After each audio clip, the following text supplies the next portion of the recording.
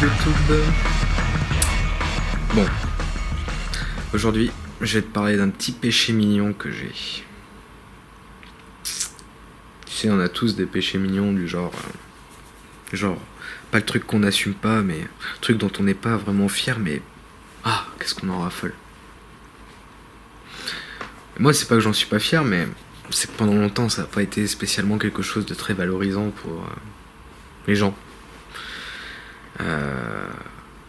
Mais je sais que tu connais bien maintenant, parce que les temps ont avancé, tout ça, et que c'est un truc qui s'est vachement démocratisé. Mais peut-être que tu l'as compris, je parlais de jeux vidéo. Eh non, non, pas d'autres trucs, non, juste des jeux vidéo.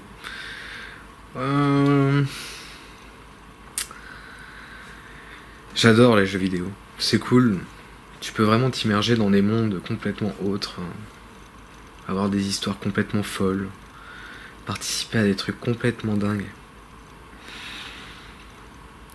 Et en fait, ça fait longtemps que j'aime cet univers d'informatique, de jeux vidéo, de réalité virtuelle. De réalité virtuelle, ouais. Et du coup, j'aimerais aussi te montrer mon petit péché mignon à moi, mon vrai petit péché mignon. C'est pas simplement le jeu vidéo, c'est la manière dont on y joue. Et voilà. Donc, je vais te présenter mon petit bijou. Je pense que il y a beaucoup de gens qui connaîtront. Donc voilà. Bon, je vais pas faire de la pub spécialement pour ce que c'est, mais en gros, c'est un casque de réalité virtuelle et ça permet de s'immerger vraiment dans des mondes virtuels, qui te permettent de faire plein de trucs. J'ai économisé pour avoir ça, économisé, ouais.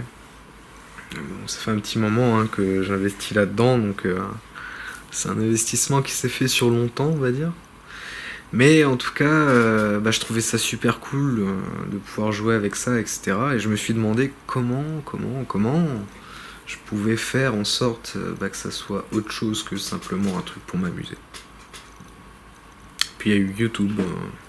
Je me suis mis un peu plus à YouTube, etc. À faire des petites vidéos. Et je me suis dit que dans mes vidéos, je te disais qu'il faudrait que je te fasse des schémas des fois. Alors du coup, je me suis dit que j'avais 2-3 logiciels qui me permettaient de faire des schémas. Et que vu que j'avais un PC, je pouvais aussi m'enregistrer. Donc en fait, je vais essayer de te faire des schémas basiquement, de t'expliquer des trucs comme je peux. Je sais même pas si ça sera totalement vrai ou quoi, mais en tout cas, ça peut aider. Voilà. Donc voilà, écoute, je pense que le premier truc que je vais essayer de te montrer, c'est quelque chose qui me passionne moi, qui est la relativité générale d'Einstein. Alors pas toute la relativité générale, et puis de toute façon j'ai pas les épaules pour te prouver, pour t'expliquer tout ce qu'il y a dans la relativité générale, et restreinte aussi, d'Einstein, mais j'aimerais te montrer un petit peu ce qui m'a fasciné dans cette théorie et dans cette approche. Du coup, je vais plus te parler des représentations que ces modèles à Einstein ont apportées. Et comme ça te permettra peut-être de mieux comprendre comment marchent les astres, comment s'organise la gravité, parce que je me suis rendu compte que, bizarrement, il y a des gens qui aiment bien l'espace, etc. Ils trouvent que c'est un truc assez fascinant. Il y en a qui connaissent bien, on va dire. Et il y en a d'autres, ouais, ils voient ça comme des étoiles, ils connaissent pas trop, ils connaissent la Lune, voilà, tout ça, mais ils ont aucune idée de ce que ça peut être, par exemple, que le tissu spatio-temporel. Ou du moins une représentation du tissu spatio-temporel, alors que c'est quand même, je sais pas, c'est une des plus grandes découvertes qu'on a fait dans l'humanité, mais tu vois, c'est clairement pas un truc qui est expliqué à l'école, alors que finalement c'est très simple à expliquer. Et je sais pas, je trouve ça un peu con, donc vu que je sais et que je trouve ça beau et que ça m'a inspiré, je vais essayer de te transmettre ça. Donc je te dis à tout à l'heure dans le casque. Voilà, aujourd'hui, j'aimerais te parler d'un truc. Un truc qui a un peu révolutionné ma vie quand je m'en suis aperçu. Bon, je te parle de ça il y a bien longtemps tout de même, mais c'est un truc qui m'a assez impacté pour que j'ai envie de te le montrer aujourd'hui sous un autre jour. Alors, si tu te demandes quelle image tu vois là, d'où est-ce que c'est tiré, de quel film, parce que ça a l'air trop bien, en tout cas, crois-moi, dans mes yeux, ça a l'air trop cool.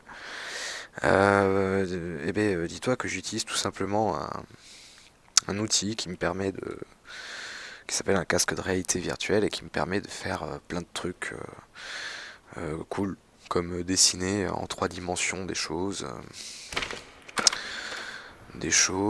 et pouvoir du coup tourner autour et observer, et pour le coup, qui vont me permettre de te montrer pas mal de trucs. En bref, un outil vraiment cool. Et du coup, bah, au mieux de faire que du jeu avec, parce que c'est quand même ce pourquoi à la base c'est créé, et ben je voulais te montrer autre chose, quoi, tout simplement. Donc moi là, je voudrais te parler d'un truc qui s'appelle la théorie de la relativité générale d'Einstein. J'ai du mal à parler. Bah, tu te doutes bien que j'ai pas la prétention de t'expliquer toute la théorie de la relativité générale et restreinte d'Einstein. Mais par contre, j'aimerais te parler d'un truc qui m'a scotché, vraiment, quand j'ai compris ce que ça représentait, qui est bah, la représentation, les modèles qu'il a fait pour essayer de modéliser la gravité et entre guillemets le continuum espace-temps. Alors qu'est-ce qu'on entend par cette vague notion de continuum espace-temps? Eh bien, on peut l'appeler aussi le tissu espace-temps. Alors, concrètement, ça ressemble un peu à ça. C'est un genre de maillage qui représente à la fois les forces gravitationnelles et tout simplement, plus globalement, dirons-nous, ça représente un petit peu l'aire de jeu des planètes. Alors, pourquoi spatio-temporel? Ça, je te l'expliquerai un petit peu plus tard, peut-être dans la vidéo, si j'en arrive à me structurer comme il faut. Mais grosso merdo, part du principe que cette représentation-là représente aussi le temps. Alors je vais t'expliquer un petit peu pourquoi le temps c'est un petit peu étrange, dit comme ça, c'est vrai, parce que bon, quand on regarde un bout de tissu, même s'il est cosmique, on n'a peut-être pas forcément l'impression de regarder du temps, et pourtant. Et pourtant, et pourtant. Alors, tu vas me dire comment on fait pour utiliser ce modèle et faire ressortir la gravité. Alors, tu le vois un petit peu en face de toi, en fait. Voilà, donc là, on a une lune. Bon, j'imagine que c'est la lune, ça y ressemble pas mal, hein. Vous pouvez la regarder, hop. Vous voyez que, voilà, c'est notre petite lune. Et alors, cette petite lune, quand elle est posée sur le tissu espace-temps, il faut imaginer que tout autour, là, par exemple, là, il y a la Terre, là-bas, au loin, il y a du Soleil, là, il y a une météorite qui passe, une comète, enfin, imaginez plein de trucs. Mais en tout cas, on va se concentrer sur la Lune. Et la Lune, là, elle est bien posée dans son petit matelas de toile, de tissu espace-temps. Alors, ce qui se passe quand on pose un objet lourd comme la Lune, hein, donc lourd, hein, quand même, on est d'accord, c'est relativement lourd, les gars, c'est pas votre boule de pétanque, hein. Et bien, en fait, ça va tout simplement, comme tu le vois bien, déformer ce tissu espace-temps. Et du coup, il faut savoir que n'importe quel objet qui arrive dans cette déformation là que tu vois du tissu espace-temps, il est un petit peu, comment dirais-je, soumis tout simplement à l'attraction de cette lune, qui est symbolisée comme tu peux le voir. J'espère que ça fait un peu sens quand même chez toi, que je me sois pas fait chier pour rien à faire un gros dessin. Mais tu imagines bien que si par exemple tu lâches une bille à cet endroit-là, elle va tomber vers là. Maintenant, si elle a assez on va dire de vitesse, elle va continuer à vouloir partir de l'influence de la Lune, enfin de la gravité de la Lune, mais elle sera peut-être pas forcément assez rapide pour pouvoir aller plus loin, prendre de la distance et partir, mais elle aura peut-être assez de rapidité pour faire en sorte de rester éloigné de l'astre et de continuer à être tout simplement happé par cet astre. Alors ce qu'il faut savoir, c'est que si à tout moment cette navette ou cet objet là qui tourne autour de la Lune s'arrête, c'est-à-dire que, pas qu'il s'arrête, mais qu'il perd son accélération, ça fait juste pouf, et on n'en parle plus. Bon, là on va se placer dans le cas d'une orbite normale. Donc ce qu'on peut faire en fait pour décrire un petit peu cette orbite, c'est tout simplement de le modéliser. Donc on va refaire un petit peu le même délire. Il faut imaginer qu'on a une, une navette ou je ne sais pas, un astéroïde par exemple, qui tourne autour de la Lune et qui suit les courbures espace-temps.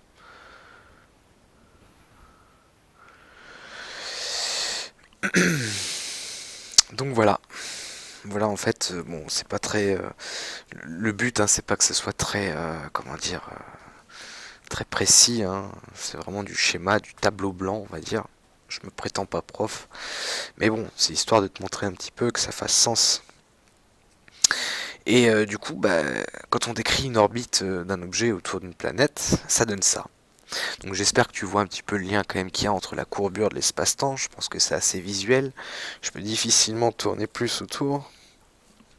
Voilà, par en dessous, tu peux voir aussi. Voilà, voilà, voilà. Du coup, en fait, c'est un petit peu comme ça que Einstein décrivait le jeu de billard un petit peu stellaire qui se passe bah, entre les astres, par exemple, entre notre Soleil, il est où d'ailleurs? Ouais, coucou Soleil, entre le Soleil et la Lune et la Terre, etc., etc. J'aurais bien mis d'autres planètes, mais le problème c'est que cette planète-là, bah, je peux pas la faire apparaître, donc je me suis servi de la seule qu'il y avait dans le coin. Et la prochaine, elle est plutôt loin, je la vois pas. Mais du coup, voilà.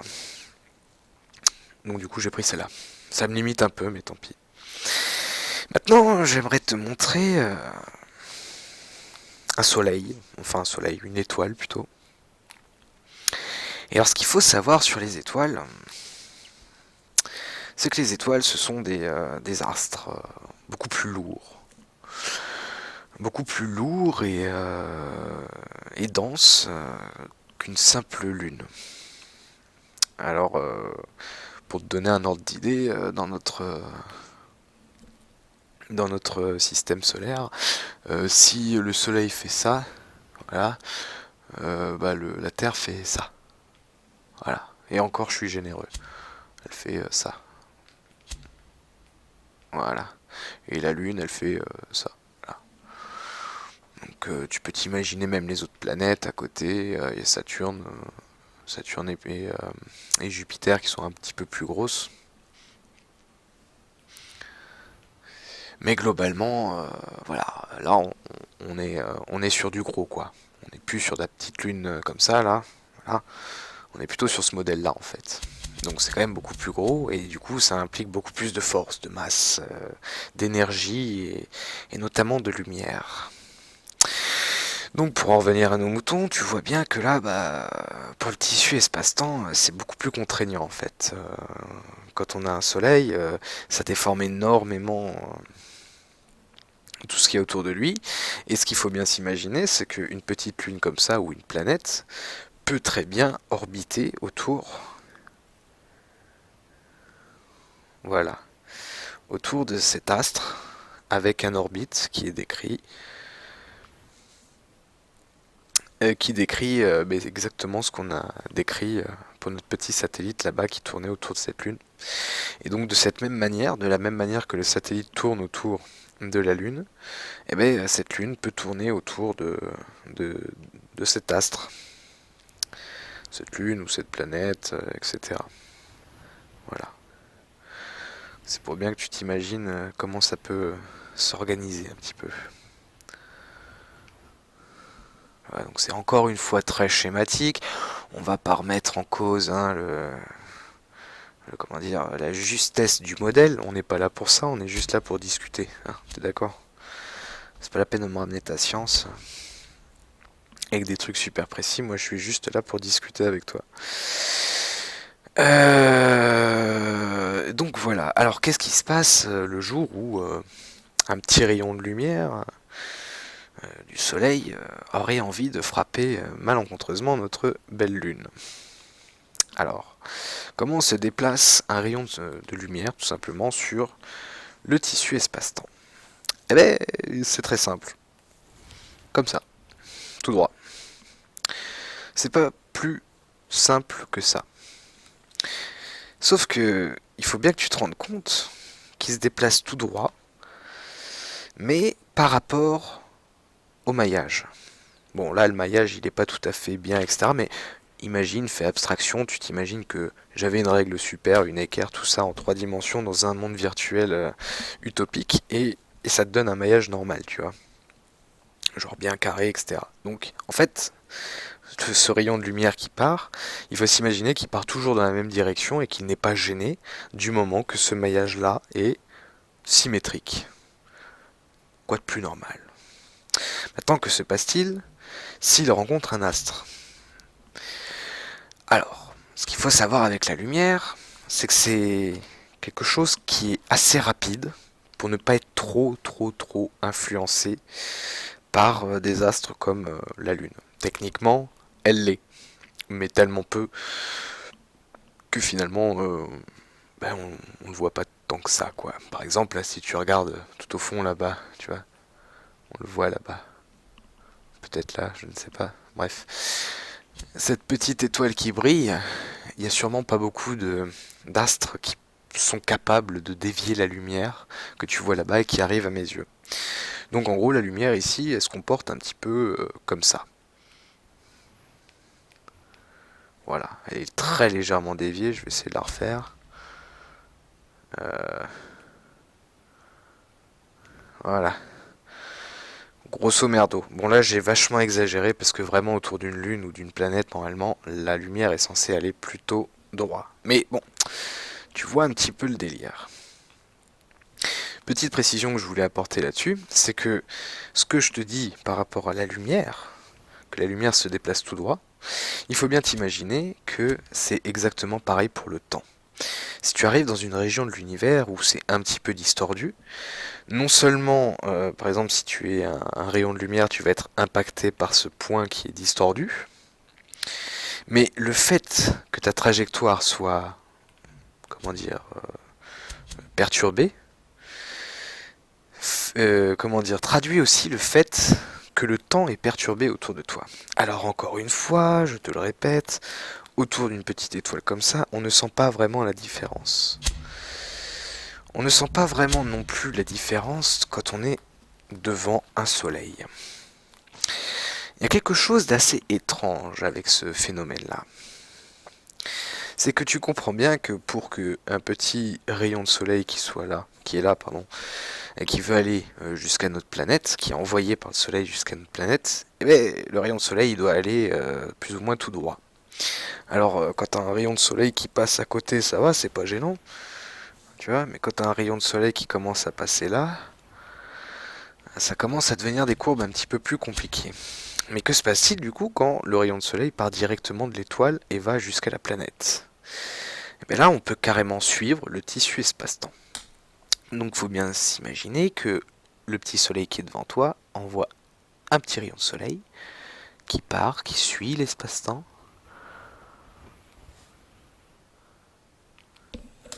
et qui arrive jusqu'à ta planète. Voilà. Alors est-ce que là, il n'y a pas un truc qui te choque? Repense à ce que je t'ai dit tout à l'heure avec le tissu espace-temps. Si on ne distord pas ce tissu, eh bien, le temps et la trajectoire de la lumière qui va être émise sera la même euh, et elle sera constante. Or là, on est dans un cas quand même où il y a, on va dire, comme un nid de poule. Et en fait, ce qui se passe, c'est que concrètement, même si, encore une fois, on est dans le domaine de la lumière et c'est quelque chose de très peu perceptible, le rayon de lumière qui va aller de là à là va mettre beaucoup plus de temps que s'il devait partir d'un endroit où il y avait très peu de masse, et aller jusqu'à la Terre, la Lune, ce que tu veux. Mais ce qui est le plus étrange, c'est que en regardant le tissu spatial, on ne peut pas vraiment dire qu'il y a plus de tissu entre là et là, ou entre là et là. Parce qu'au final, si on relève le niveau du tissu, ce qui est à l'endroit où il y a, comment dire, l'astre sera au même endroit ici, mais concrètement, il n'y aura pas plus de tissu. Il sera juste plus tiré. Il sera plus étiré, mais il y aura autant de mailles, et il y aura finalement autant de tissu, mais étalé sur une plus grande distance. Et c'est ça qui se passe en fait. C'est que finalement, la lumière, elle va commencer à parcourir cette distance, mais techniquement, elle va en parcourir plus. Et c'est un paradoxe. Parce qu'on est d'accord que dans la vie réelle, bon, on voit pas très bien le maillage et on peut difficilement, en regardant directement une planète comme ça, voir les influences de cette grille spatio-temporelle. Mais en tout cas, on peut la décrire mathématiquement. C'est ce qui me permet de te présenter les travaux de notre bel ami Einstein. Maintenant, j'aimerais que tu te poses une question. Si tu ne connais pas vraiment le sujet, pour toi, c'est quoi un trou noir? Qu'est-ce qu'un putain de trou noir? Il y a beaucoup de gens qui connaissent ça de nom, mais qui se sont jamais vraiment renseignés. Alors, si pour toi, un trou noir, c'est juste un gros trou dans le tissu, eh ben c'est pas ça. Désolé. Ça, à la limite, c'est... Mais encore, c'est pas tout à fait juste, mais on pourrait presque appeler ça un trou de verre. Mais les trous, comme ça, juste un trou avec un espace-temps déchiré, Einstein, il a dit, ça existe pas, les gars. J'ai beau essayer de calculer, ça ne marche pas. Bon, j'irai pas plus loin parce que je, je suis pas sûr à 2000% du reste, on va dire. Donc maintenant, venons-en au cas d'un trou noir. Alors déjà, je tiens à te resituer quelque chose. C'est la taille de la déformation du tissu espace-temps. Là, comme tu vois, on a un tissu tout propre, là un tissu à peine courbé, un tissu quand même beaucoup plus courbé, et là on voit bien quand même la différence, qui est un tissu assez distendu et tout ça et tout ça. Alors concrètement, ce tissu-là, j'aurais pu vraiment le continuer bien plus bas. Aïe, il y a quelque chose devant moi. Bien plus bas. Parce que ça aurait été plus représentatif. Mais bon, on va dire que là, c'est schématisé. Je pense que c'est assez parlant. Vous voyez bien que c'est quand même un petit peu plus profond. Donc quel est le problème avec un trou noir et pourquoi appelle-t-on ça un trou noir? Comme tu peux le voir, le trou noir, en fait, c'est quelque chose où même les scientifiques sont pas vraiment sûrs de ce que c'est. Enfin, ils sont pas vraiment sûrs. Si, en théorie, ils savent, ils ont fait plein de calculs, ils ont élaboré des trucs, etc. Mais savoir ce qu'il y a tout au fond de ce trou noir, eh ben ça, on n'en sait rien en fait. On n'en sait rien, on bite rien parce que pour des questions qui sont un petit peu plus complexes que peut-être j'essaierai d'aborder avec toi un jour, mais c'est vraiment très compliqué. Mais ce qui se passe en fait, c'est que on arrive dans un trou noir à avoir une quantité de matière qui est infiniment grosse. Peut-être pas infiniment grosse, mais énorme en tout cas. Plusieurs fois la masse du Soleil, plus de 30 fois la masse du Soleil, de notre Soleil par exemple, bien plus que 30 fois, même c'est des millions de fois plus, je crois. Et en fait, toute cette masse, elle est juste concentrée en un petit point. Et comme ce point est minuscule mais énormément gros et lourd, cela déforme le tissu espace-temps jusqu'au point euh, où il commence à y avoir des paradoxes assez étranges. Je vais pas vraiment rentrer dans le vif du sujet avec ça, je suis pas là pour vous faire non plus des cours très élaborés, mais grosso merdo, on se rend compte que plus on s'approche de la circonférence d'un trou noir, plus rien n'a de sens en fait. Donc plus on s'approche d'un trou noir, plus le temps est distordu, plus les distances sont distordues, plus il n'y a plus aucun repère, plus tout devient flou jusqu'à arriver au centre du trou noir où malheureusement on ne sait pas vraiment ce qui se passe. On a des idées, on a des images, tout ça. Si tu veux à peu près te faire une idée, je t'invite à lire, à regarder le film. Merde, comment il s'appelle déjà? Interstellar, qui donne une petite vision sympathique. Bon, les scientifiques se chamaillent pour savoir si c'est une bonne représentation, mais en tout cas, ça donne une bonne idée quand tu connais pas du tout. Mais ça reste un paradoxe quand même, parce que en fait, on a calculé des trucs assez étranges. Donc, comme je t'ai dit sur l'autre schéma là, le rayon de lumière, il met plus de temps à parcourir ça que à parcourir cette distance. Mais alors, t'imagines bien qu'avec dans le cas d'un trou noir, c'est un petit peu plus compliqué que ça. C'est-à-dire que même si un rayon de soleil partait d'ici et arrivait à s'échapper, il arriverait autour du trou noir et commencerait à s'infiltrer dedans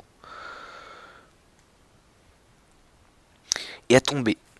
Tomber, tomber, tomber, tomber, tomber, tomber, tomber, tomber, tomber, tomber, tomber.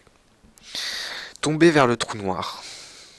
Sauf que là où ça devient un petit peu gênant, c'est que si on calcule le temps en fait que met ce rayon à tomber tout au fond, si tu prends le temps de faire des calculs, que tu fais des super hautes études, tout ça, hein, je suis pas en train de dénigrer, bien entendu, il nous en faut.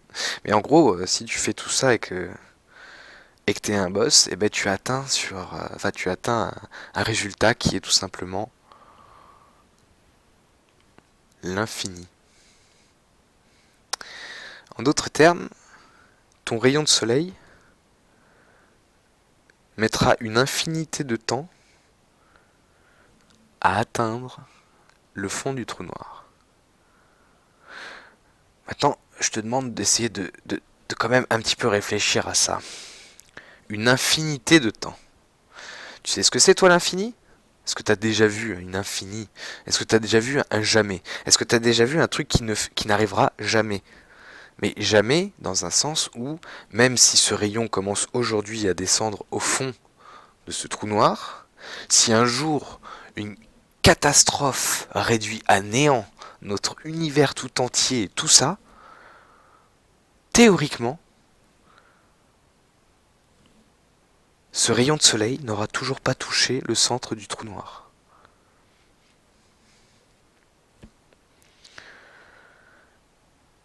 Jamais, jamais. Je sais pas, moi c'est un truc qui me perturbe complètement. Je trouve ça complètement ouf que un rayon de soleil, par exemple, puisse mettre une infinité de temps à toucher le centre. Le centre de de ce trou noir finalement. Donc voilà, je voulais te montrer un petit peu ce qui moi m'a fait rêver un petit peu avec les théories d'Einstein. Ce qui m'a amené à regarder un peu dans les étoiles et à essayer de réfléchir un petit peu à qu'est-ce qu'on est face à tout ça. Parce que déjà, qu'est-ce qu'on est face à une planète comme la Lune, enfin une Lune comme la Lune, et qu'est-ce qu'on représente face à un truc comme le trou noir, quoi. Il y a un moment où, quand on regarde la télé et la politique, on se dit que, waouh, ah les gars ils se battent, hein, mais putain, s'ils savaient les pauvres, faudrait peut-être leur dire d'ailleurs un jour, eh, les gars, vous êtes rien, hein. Vous êtes vraiment rien. Alors, un dernier petit truc, un petit fait intéressant que j'aimerais te dire, et toi YouTube, c'est que, imagine un petit peu si toi tu étais happé par un trou noir. Alors, on arrive à parler comment dire, d'un truc qui s'appelle un petit peu se faire spaghettifier.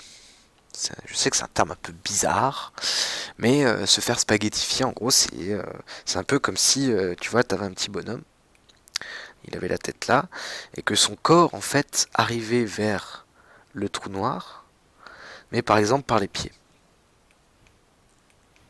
Et bien, ce qu'il faut savoir, c'est que ce petit bonhomme, en fait, il serait tellement happé par la gravité que ses pieds seraient bien plus lourds que sa tête. Alors, à mesure qu'il descend, ses pieds descendraient beaucoup plus vite, ce qui fait qu'on se retrouvait avec sa tête et ses pieds qui sont complètement happés, alors que le pauvre mec est là et a une tête encore pas tout à fait happée, du moins que là.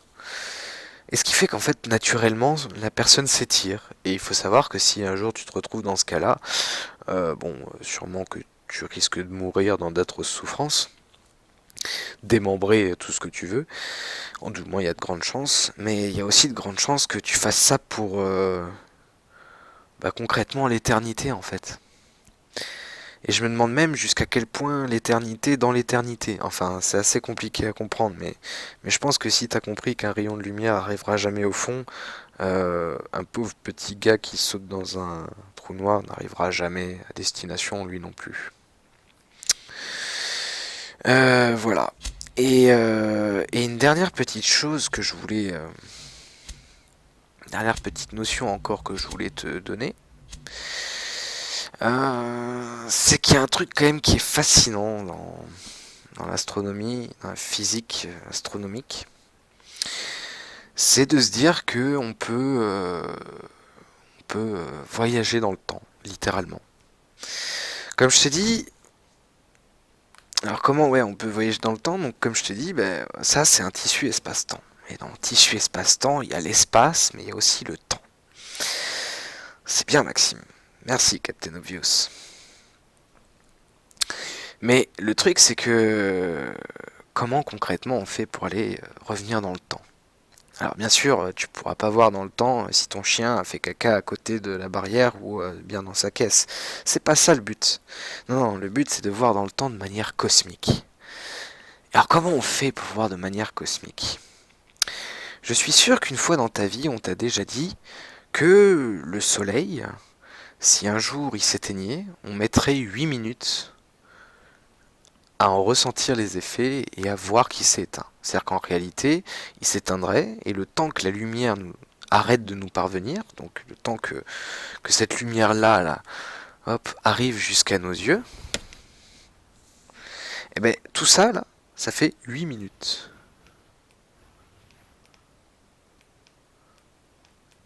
Donc 8 minutes, bien entendu, dans le cas où on est la Terre. Voilà.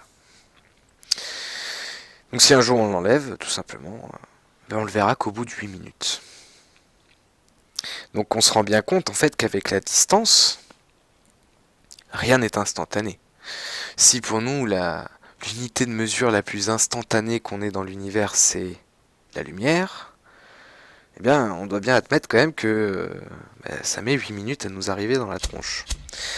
Et c'est là où ça devient intéressant. C'est que si moi je me trouve là, et que ce rayon de lumière met 8 minutes à arriver jusqu'à moi, ça veut dire que le rayon de lumière qui est là-bas, là, tu le vois là-bas, hein, ou même un petit peu plus là-bas, là, tu vois la tache orange ou la grande voie lactée, etc. Et bien cette lumière-là, elle a mis des milliers d'années à nous arriver dessus. T'as peut-être déjà entendu les termes comme année-lumière ou seconde-lumière. C'est exactement ça en fait.